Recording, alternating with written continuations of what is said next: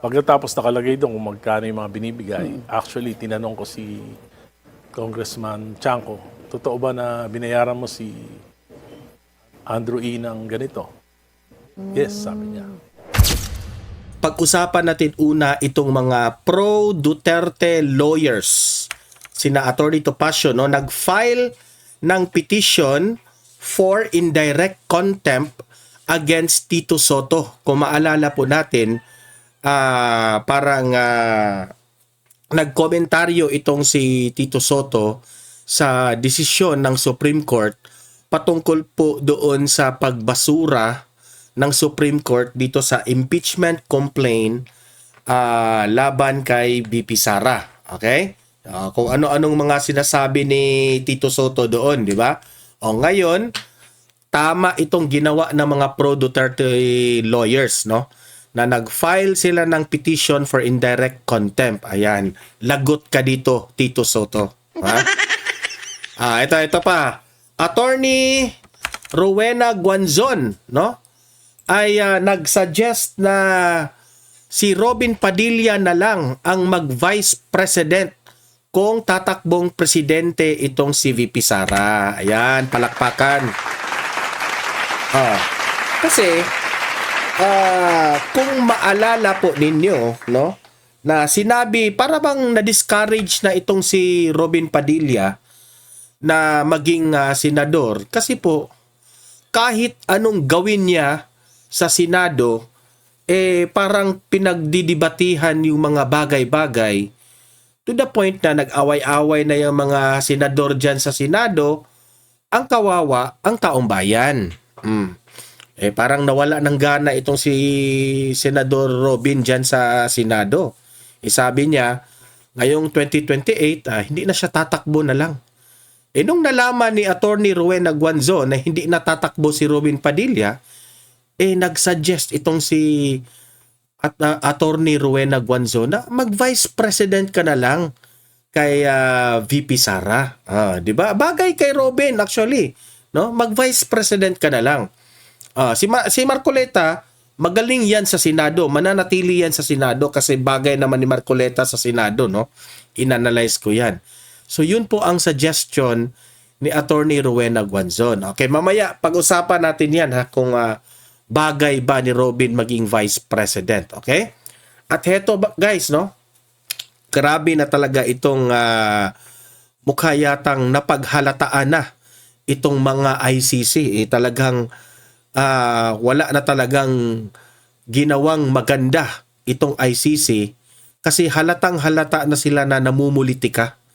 Nakikialam na sila sa politika ng Pilipinas. At duda ako rito, ito talagang ICC, tama tayo sa Tama tayo sa mga analysis natin na mukha yatang merong nagbabayad sa ICC. Merong nagbabayad sa ICC. Kasi alam nila na ang mga Duterte ay sobrang lakas po sa Pilipinas. At alam nilang mananalo yan sa 2028. Alam mo ba kung anong ginawa ng ICC? Dinamay na nila itong si Senator Bato at si Senator Go dyan sa kaso ng tinatawag nilang war against yung crime against humanity. Mamaya babasahin natin itong update na balita na ito kasi ito po ay nakakalungkot na balita, no? At wala na talagang silbi itong administrasyon natin, no? Itong administrasyong Marcos kasi hinahayaan na lang nila yung mga bagay para bang kasi mga kalaban sila ng administrasyon, wala. Hindi na nila pinaglaban ang sarili nating tauhan sa Pilipinas. Kahit government official pa yan, how much more kung tayong ordinaryong mamamayan ang kunin ng ICC, wala na, baliwala na ng administrasyon. Okay? Mamaya pag-usapan natin yan kasi importante yan na matalakay natin kasi awareness sa ating lahat na itong administrasyon na ito ay isang bayaran. Isang pera-pera lang. So, eto pag-usapan rin natin Ito pa. Ito ang dapat malaman ng buong sambayan ng Pilipino. Itong ipakita natin na video na itong si Representative Edgar Irice. In-interview ito ni Pinky Webb sa Bilyonaryo News Channel ay ibinulgar nito ni Congressman Irice ang nangyaring alleged text exchange between BBM at itong si Adrian Bersamin, itong undersecretary, patungkol po sa flood control kickbacks. Grabe, no? Ganyan po kawatan itong mga government officials natin. Okay? So, yun po ang mga pag-uusapan natin ngayong araw na ito. Pero guys, bago ang lahat, bago natin ito pag-uusapan, help me po muna na i-like at saka i-share itong video na ito para kakalat ito sa malawak na audience at makaparticipate yung ating mga taong bayan, mamamayang Pilipino. Okay? Like and share na ba? At sa mga bago pa lang dito sa aking channel, if this is your first time to visit sa ating YouTube channel, mag-subscribe na po kayo kasi libre lang ang mag-subscribe. Walang bayad yan. Okay? At kapag nakasubscribe na kayo, updated na kayo sa ating mga trending na mga balita. Okay? So, ayan. Nakasubscribe. Okay? Ito. Unahin muna natin ito. Ay, nako. Ito. Yan. Ito yung lumabas na unang pasabog na balita kanina. Una itong binalita ng Batas PH. Indirect contempt petition versus Senate President Soto. Ayan, deserve mo yan. Kasi ikaw, Soto, nasobrahan ka na. Hindi porkit ikaw ay Senate President ay pwede mo nang sabihin o batikusin ang Supreme Court. Nasasabihin mo na dekada na bago raw natin mabago ang style ng Supreme Court. Alam mo, Soto, ininsulto mo ang Supreme Court. Sabi dito sa balita, pro-Duterte lawyers led by Attorney Ferdinand Topacio have filed a petition for indirect contempt against Senate President Tito Soto over his remarks criticizing the Supreme Court's ruling that declared the articles of impeachment against Vice President Sara Duterte unconstitutional. Alam mo, sa totoo lang, no? Ewan ko lang kung alam ni Tito Soto, pero I think hindi niya alam na ang Supreme Court is under the judiciary branch. Ang Senado is under the legislative branch. Okay? Yang House of Representatives, ang Senate of the Philippines, under yan sila sa legislative branch. At itong Supreme Court is under the judiciary branch. So ano ibig sabihin?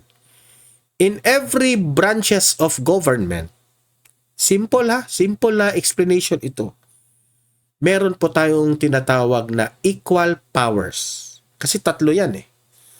Ang executive branch, yan ngayon ay pinamumunuan ng isang bangag dyan sa Malacanang.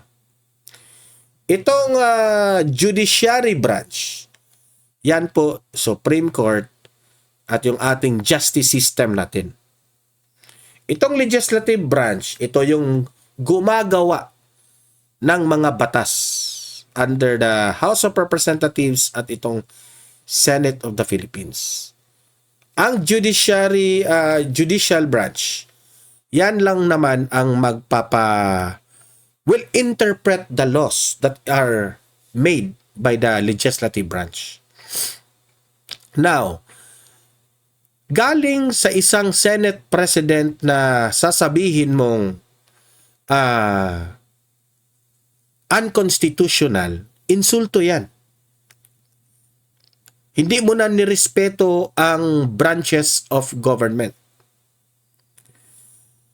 Ang judicial branch, kahit anong mga ginagawa nyo dyan sa legislative branch, especially dyan sa Senado, hindi nga nangingialam ang judicial branch o itong Supreme Court, hindi nga nangingialam. Pero ikaw, Soto, kung ano-anong mga sinasabi mo tungkol sa Supreme Court. Okay, so tama lang naman. I hope na itong final na petition, itong indirect contempt against Senate President Soto, I hope na magtatagumpay ito. Deserve mo ito, Soto. Yabang mo kasi. Oh. Sila, gagawin nila ang lahat talaga para ma-impeach si VP Sara para sa kanilang political gain. Kasi alam nila kapag si VP Sara na ang maging presidente ng Pilipinas, lahat ng mga kalaban ni VP Sara sa bansang ito, wala na yung future sa politika. So, pag-pray na lang natin yan, ha? Itong ginagawa nila ni Attorney Topacio. Okay? Ayan, kasama pa si Cathy Binag dyan eh. Di ba? Ayan, lagot ka na, Soto. Good luck sa'yo. Deserve mo ito. Eto, pag-usapan din natin ito. Yan. Ito. Binalita ito ng Nightline News. Kasi nabanggit po ito ni Attorney Rowena Guanzon. Sara Duterte, Robin Padilla tandem. Ayan. Kasi sabi dito, sabi ni Attorney Rowena Guanzon, kung ayaw na mag-senador itong si Robin Padilla, mag-vice president na lang siya kay VP Sara. Para sa akin, okay. Kasi ang isang vice president po, hindi po kailangan na lawyer talaga. Basta may ako si Robin Padilla, hindi naman ito magaling sa batas. Pero meron itong mga tauhan na nakapalibot sa kanya na mga lawyers na nag-a-advise sa kanya. Pero at the end of the day, desisyon pa rin ni Robin Padilla. Para sa akin, sang-ayon ako dito sa panawagan ni Attorney Rowena Guanzon. Kasi hindi naman kailangan magaling ka sa batas when you are Vice President of the Philippines.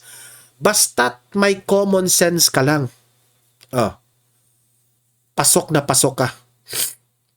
Ako, it's either, hindi ako conforme kung si Marcoleta siguro yung Vice President kasi nasasayang yung kaalaman ni Marcoleta sa batas natin, no? Kasi grabe ang lawak ng kaalaman ni Senator Marcoleta. No? Ang gusto ko lang kay Marcoleta, kapag matapos ng sigurong mapresidente itong si VP Sara, siya yung sunod. Pero kung ma-vice president, parang hindi bagay ni Marcoleta kasi yung vice president naman ay alam niyo naman, parang naghihintay lang yan. Mas bagay si Marcoleta sa Senado kasi ang lawak ng kaalaman niya sa batas. Okay? Kung ayaw na mag-senador ni Robin Padilla, mag-vice president na lang siya kay VP Sara. Yan ang sabi ni Atty. Rowena Guanzon. Tila hinikayat ni dating COMELEC Commissioner Atty. Rowena Guanzon si Senator Robin Padilla na maging running mate na lamang ni Vice President Sara Duterte sa darating na 2028 elections kung ayaw na nitong tumakbong bilang senador. Kung maalala po natin, nabanggit yan ni Robin Padilla na pagod na siya sa bangayan, debate, away dyan sa Senado. Wala talagang magandang unity. Tulad na lang ng Blue Ribbon Committee ay hinihintayan ni Robin Padilla na merong mapanagot sa may mga kasalanan, mga mastermind sa flood control anomaly. Pero ano nangyari? Yung iba dyan, parang pinagtakpan pa nila yung mga mastermind. Si Marcoleta na papunta na sana doon. Nabanggit na yung mga pangalan na dapat nating mabuking. Anong nangyari? Nagkudita. Pinalitan si Chis Escudero. Pinalitan si Marcoleta. Ayan. Di ba? Example lang yun. Bakit napagod na itong si Robin Padilla?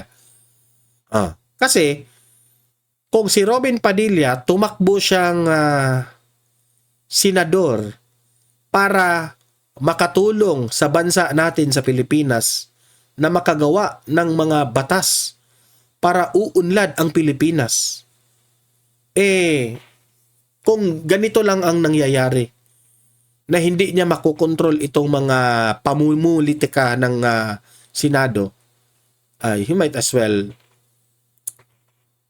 useless na yung pagka-senador ko. Parang sinabi ni Robin Padilla ganyan. Useless na yung pagiging senador natin. Gawa tayo ng gawa ng batas. Hindi naman tayo susuportahan ng ibang mga senador kasi meron rin silang sarili nilang political motive. Diba?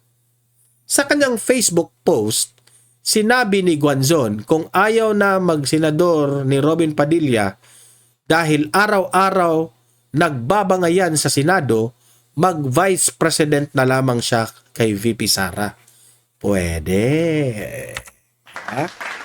Pwede. Dagdag pa niya, pabor umano kay VP Sara ang Visayas at Mindanao, habang malakas naman ang hatak ni Robin Padilla sa Mindanao at Luzon. Actually, sa Luzon, malakas rin si VP Sara Kasi lagi naman akong pabalik-balik dyan sa Maynila. At tinatanong ko lahat ng mga tao dyan sa Maynila, maka-Duterte lahat. Sasabihin ng mga all walks of life na tinatanong ko, yung mga grab driver, yung mga sales lady, yung mga gwardya, tinatanong ko in random lang sasabihin nila, mabuti yung panahon ni Duterte, sir. Matino talaga tayo lahat. Sana napagpatuloy yun. Paano? Bangag na yung presidente ngayon. Balik na naman tayo sa una. Yan ang mga sinasabi So, I don't think na mahina ang mga Duterte sa Luzon. Malakas pa rin ang mga Duterte sa Luzon. Kasi kung maalala po ninyo, nung bumisita po itong si Vice President Inday Sara Duterte sa lugar po ni Isko Moreno, remember? Nung panahon ng eleksyon, gaano kasaya, gaano ka ingay nung dumating po si VP Sara sa lugar po ni Mayor Isko Moreno. Maynila, sobrang maka-Duterte yan dyan, no? So, yung suggestion ni Attorney Rowena Guanzon, okay ako dito. Okay ako. Kayo mga audience ko dito sa Don Mart TV, okay ba kayo sa suggestion nitong si Attorney Rowena Guanzon na mag-Vice President na lang si Robin Padilla kay VP Sara? Leave your comments, babasahin natin yan. Okay? At heto, pumutok itong balita kanina, no? Binalita ito ng The Manila Times na ICC names De La Rosa, Go, meaning si Bongo, as co-perpetrators in new Duterte charge sheet. Ayan. Dinamay na nila si Bato at si Go. Di ba? Ang garapal rin. Manila, Philippines. The International Criminal Court o itong tinatawag na ICC has identified 8 former senior officials including Senators Ronald Bato de la Rosa and Christopher Lawrence Bongo as alleged co-perpetrators in the crime against humanity case against former President Rodrigo Roa Duterte. Di ba? Pansin nyo ba? Do you think si Bongo at si Bato? O, let us say si Bongo na lang. Dinamay pa nila si Bongo dito. Alam nyo, sa totoo lang, tama talaga yung hinala natin na itong ICC, meron talagang nagbabayad dito. Halatang halata. Nagtatanong lang tayo sa ICC ha. ICC, magkano ba? Magkano ba ICC? Oh, kasi ang nakikita ko dito sa totoo lang, ang ICC, nangingialam na sila sa usaping politika sa Pilipinas. Kung ang impeachment complaint ay ginamit nilang kasangkapan para to disarm VP Sara, ito namang ICC ay ginamit rin nila para to disarm ang mga kaalyado ni former President Duterte. Grabe, no? Ganyan sila ka-desperado. Ang tanong ko sa mga kalaban ng Duterte, ito yung tanong ko. Hindi ba kayo marunong lumaban ng patas? Oh, yun ang pinakatanong ko. Hindi na ba kayo hindi nyo ba kayang labanin ang mga Duterte na hindi nyo gagamitin ang impeachment complaint? Hindi nyo gagamitin ang ICC? Hindi nyo ba kayang makipaglaban sa kanila through the normal process or the normal procedure? Election? Na para malaman natin kung sino talaga ang gusto ng taong bayan na maging presidente o maging mga government officials. Kasi hindi nila kayang labanin ang Duterte, ginamit nila ang ICC. Duda na ko dyan, binayaran nila yung ICC. Magkano kaya? Siguro yung mga kinulimbat nila na pera sa flood control, yun ang binayad nila. Di ba? One of these days, masasabi ko lang talaga, no? Good luck, ICC. Kapag makapansin na ang leaders ng buong mundo sa mga ginagawa nyo dito sa Pilipinas, yung ginawa nyo sa mga Duterte, tingnan lang natin. Kasi po, the world leaders are just observing you. Nag-o-observe lang sila. Delikado po yung ginagawa ninyo. Nakikialam na kayo sa politika. Nagpagamit kayo, sa totoo lang. Mga bayaran, gamitan kayo. Mga bayaran ginamit sila. At ngayon naman, alam nila na itong si Bongo,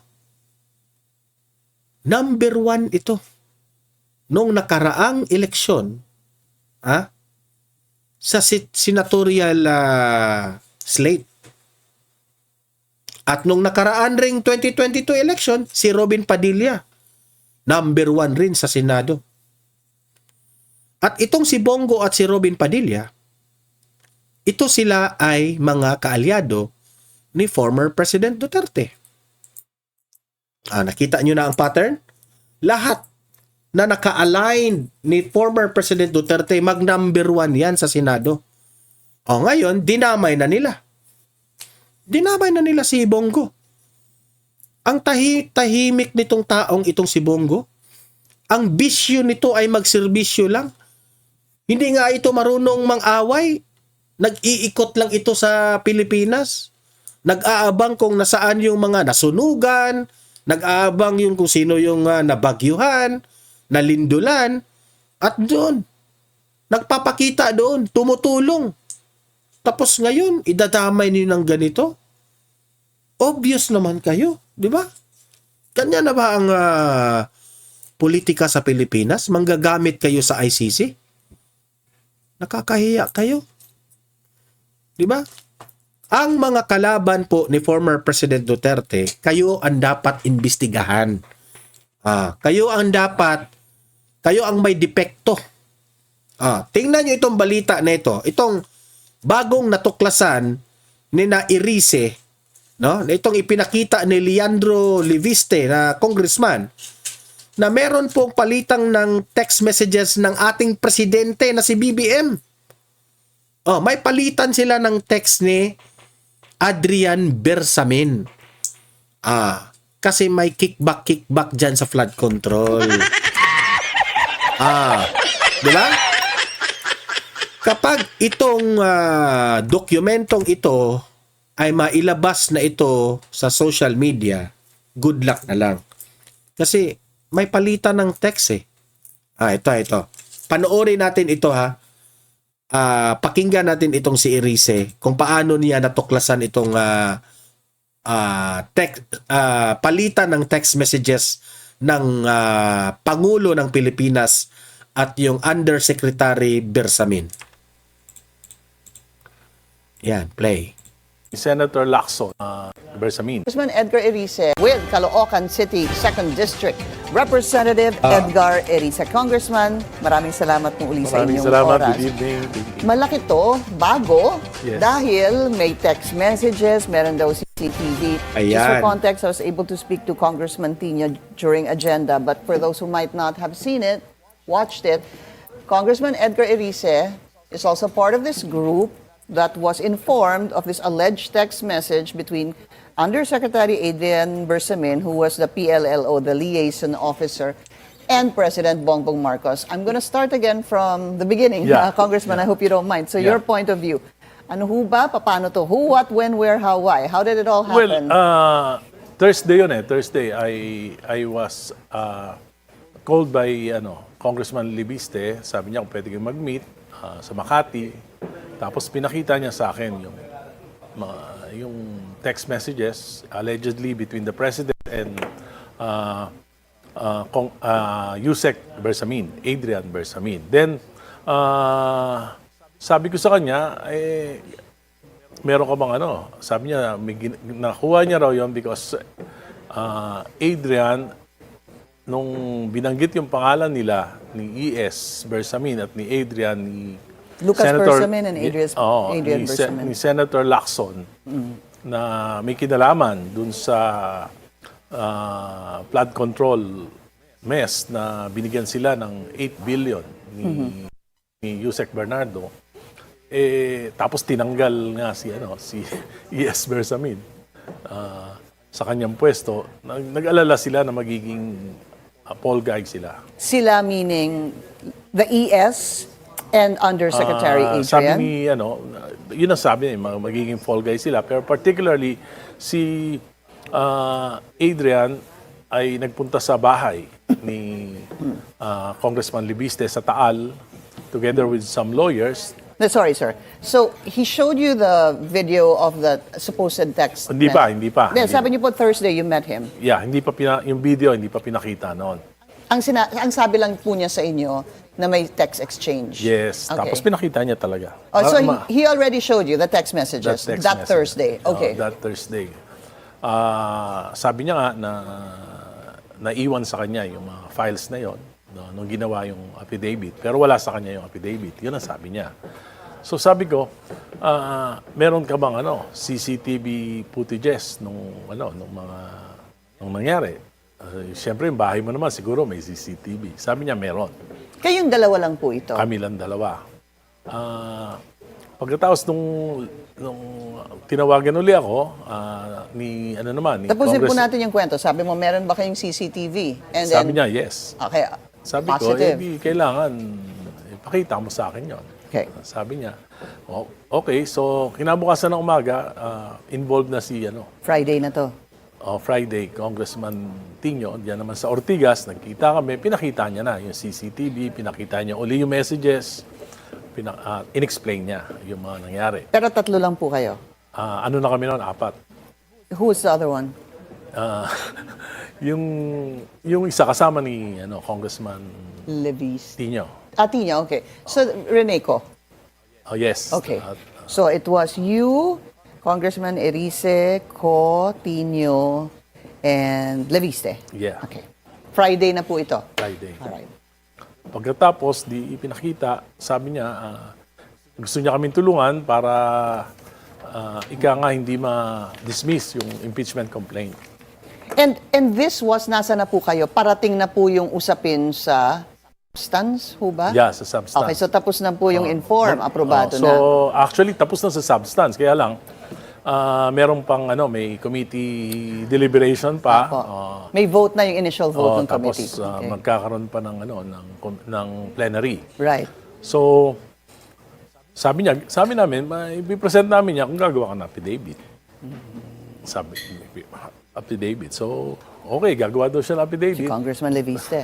So, nagkita uli kami, sabi ko, I'll have to consult also my party mates. So, kinabukasan, marami na kami. Ng mga congressman, marami na kami. So, pinakita niya uli. Tapos sabi niya, Sunday, Saan po yan? Yung marami na kayo? Muna Makati, sa, Ortigas.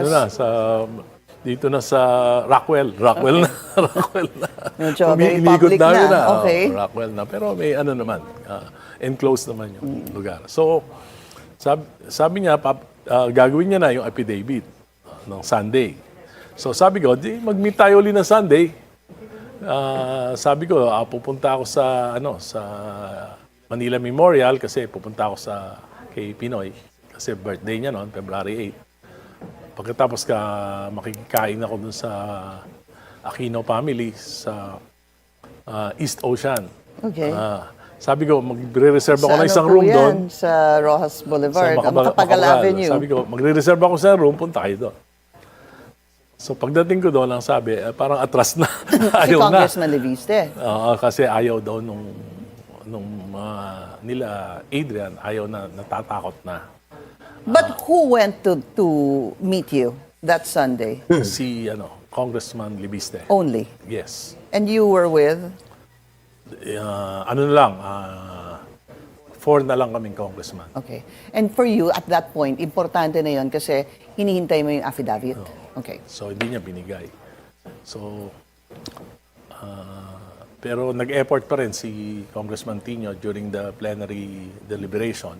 Sinabi niya at kinonfirm ko naman. But before we go to that, Congressman, ano ho ang inyong naging pakiramdam after all those meetings and then that Sunday, Congressman Leviste said no more because supposed to be Adrian also said Tinanong no. ko siya, ano ba talagang motibo mo? Are you trying to leverage with the government? You're using us? Sabi ko sa kanya. Sabi niya, hindi. I'm just trying to protect the Versamines. Kasi baka kung ipilit ko na ayaw nila, hindi sila lumabas. Sabi nila, there must be a proper time na lalabas sila. Kasi at one time daw, nagpunta si Leon sa isang bishop, archbishop. Present niya ito, ang parang indifferent yung The Archbishop. archbishop. Really? So yun nangyari, kaya parang kinakabahan. Parang ang iniisip nila, very powerful yung involved ng mga tao, tapos wala silang suporta ng taong bayan, ng civil society. So yun yung... But did you believe him? Did you believe Congressman Leviste? Yung Did you believe... narration of facts, okay sa akin. Narration of facts, including the... Kasi hindi, yung nakita ko yung mga text exchange, message. very detailed. Pagkatapos nakalagay doon kung magkano yung mga binibigay, actually, tinanong ko si Congressman Chanco, totoo ba na binayaran mo si Andrew E. ng ganito. Yes, sabi niya. Dahil nandun yung mga expenses. Tapos I'll go first to the text messages later. Sorry, sir, because I don't want to lose my train of Ang thought. balita yan, ano raw, duda ko ha, correct me if I'm wrong, no? 67 million raw yung yung binayad nila kay Andrew E. Here. So you believe it because Raw. there were very specific messages doon po sa text And exchanges. there are other matters na diniscuss na hindi naman related sa Yeah, that's where I want. I mean, apart from this, what else made you believe him? may mga ayoko na lang banggitin ngayon kasi may involved pang ibang mga tao dun sa although hindi naman damaging pero Such as? mga issues, mga national issues. So, wag na lang siguro. So because of that, hindi lang kasi pera, may nakita ho kayong may realidad talaga dun sa mga text message na nangyari. And then sabi mo nga, tinanong mo si Congressman Toby, he was the campaign manager of the Alyansa then, kung binayaran nila si Andrew E. ng Tapos, tinanong ko, totoo ba na binigay niyo yung mga senatorial candidates na totoo naman. Sabi niya, totoo. Pero hindi naman daw dumadaan sa kanya yung pera. Ayaw niya raw dumaan sa kanya yung pera. Basta siya lang nagtuturo Grabe. kung kanino-kanino bibigyan sa campaign. Kasi baka daw pagdudahan siya kasi nga ayaw niya raw ng ganon. Pero hindi niya naman daw alam kung anong source ng Yeah, pera. I was gonna go there Yeah, because maybe to some, it is quite normal. Normal. To others, it's not very normal. Kasi Pero- minsan sinasabi, hindi naman kami binigyan ng aming partido. Yung iba naman sinasabi, hindi sinasabi, pero alam naman nating nabigyan. So that does not make the story completely true, Yes. except for the other part Kasi of sabi the ko, text totoo bang messages. ganitong amount ang binigay mo? Sabi niya, Yeah. totoo. Tinawaran ko pa nga yan. Mukhang di na sabi sa akin. Ano naman si Toby? But, Mabiro din yun. When you were saying about, so you believed it because of the context, what was included Yes. in the text messages. You said something a while ago that medyo nagkaroon po kayo ng konting concern dahil baka the congressman was using it as a leverage Yes. against Tinanong ko sa the kanya, government. sabi ko, may problema ka ba dyan sa negosyo mo, sa solar? Sabi niya, wala. I can defend myself. I'm not afraid for my safety. I'm afraid for Adrian. Parang gano'n. Okay. So, because I'm sure medyo naging concern din Ang nyo yun sinagot ko dahil... pa, hanggang ngayon nagte-text kami, sabi ko, alam mo, lahat naman ng bagay sa mundo may risk, sabi ko. I think, sabi niya kasi, sabi ko sa kanya, it's the duty and responsibility of Adrian to come out and speak the truth. Bata pa siya, sabi ko, baka he can recover his soul and his dignity. Sabi ko sa kanya, yun ang sabi niya. I agree, sabi naman niya, I agree, but syempre sila yun eh. Sabi ganun. Saka, sabi sa akin ni Lean, ang key dito, kung makikita niyan, yung mga taong bayan ay may suporta na siguro lalabas siya. That's what they're probably waiting for. Kaya nga I was going to ask, dahil sinabi na ni Congressman Tino nung isang araw, the other day pa ata, and then because you were also Actually, we're adding pressure to That's why. the Bersamins to come out That's and why. speak the truth. Di ba? Yun ang sinasabi Kasi namin. I guess what I'm trying to point out here is, sinabi nyo na po eh, pero sila na lang pong hindi lumalabas. Meron na po kayong video. I'm sure you also took a video of the video that Congressman Lian showed you guys. We didn't. Kung sinabi hindi naman kami binibigyan ng kopya, we're not asking for copies. Gusto namin na voluntarily bigay sa amin.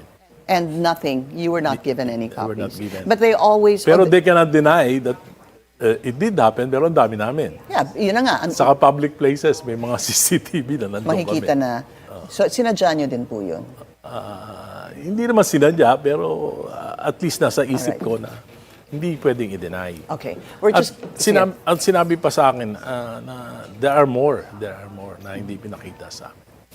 We're gonna take a very short break. We'll continue our... Ayan na, so klarong-klaro po yung nangyari.